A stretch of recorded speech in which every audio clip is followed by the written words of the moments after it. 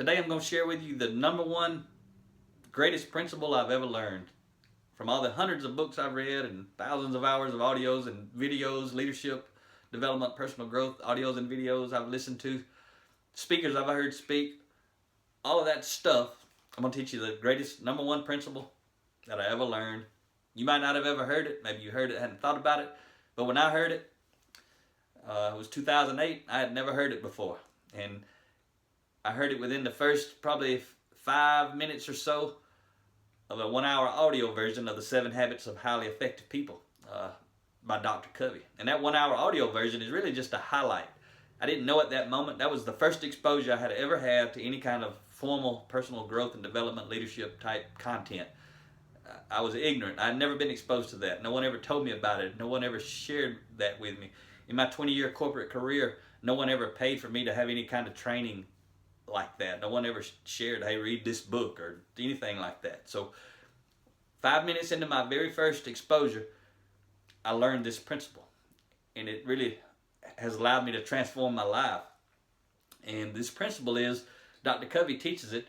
He says between stimulus and response, human beings have the freedom to choose their response. Something happens, we respond. And what he talks about is, in between stimulus and response, we have a pause button. We can push the pause button, think about what we value, and then choose our response.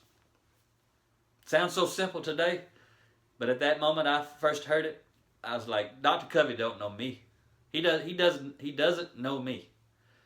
I had the shortest temper you could imagine. It'd take about that long to set me off, and I actually looked forward to it in those days for some reason. I kind of liked it, but I didn't understand. I didn't know what I didn't know.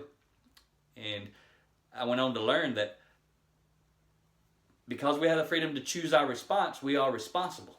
So I used to say before that, short temper run in my family, and all of us would produce the evidence to support the belief. All you had to do was hang around us and you'd see it, short temper run in the family.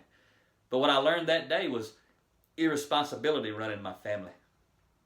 And I wanted to put a stop to it. And I started choosing my response. Something happened. I started developing better values, and I would pause and choose my response. Because it's not what happens to us in life that's most important. Most often it's our response to what happens to us. So think about that. If you never heard that, do some reflection. Between stimulus and response, you have the freedom to choose your response. Nobody makes you mad. You choose to be mad.